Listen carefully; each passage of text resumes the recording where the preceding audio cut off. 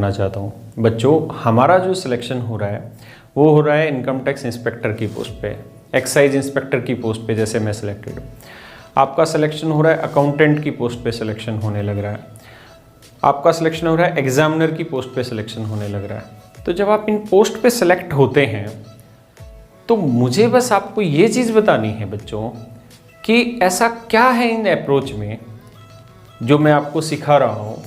इस objective exam के through SSC आपसे ऐसा क्या जानना चाह रहा है कि वो इसके थ्रू आपका सिलेक्शन कर रहा है।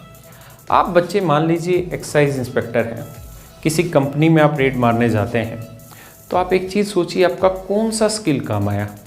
आप ज्योमेट्री अच्छी जानते हैं या नहीं जानते, क्या उस समय रेड मारते वक्त इस चीज़ का कोई यूज़ होगा? नहीं होगा। आप परसेंटेज फ्रैक्शन बहुत अच्छे से जानते हैं या नहीं जानते, पूरी लाइफ में इसका कहीं यूज़ होगा? नहीं होगा। जो आप सीख रहे हैं इन चीज़ों का कोई यूज़ है? नहीं है। फिर एसएससी या वनडे कॉम्पिटिटिव एग्जाम में ये ऑब्जेक्टिव एग्जाम क्यों लिया जाता है? क्यों ये सारी चीज़ें आपसे पूछी जाती हैं जिसका पूरी लाइफ में कोई यूज़ ही नहीं है? बच्चों, बहुत बड़ा यूज़ है, उसको आपको समझना होगा। आप अगर किसी फैक्ट्री में रेड मारने जाते हैं तो वहाँ जो बैठा अकाउंटेंट है या जो ओनर वहाँ बैठा हुआ है, वो जाते ही आपको सारी चीज़ें सामने नहीं रख देगा कि हमने यहाँ गलती की है, यहाँ ये किया है। आपको नहीं बताने वाला वो अपनी कमियाँ।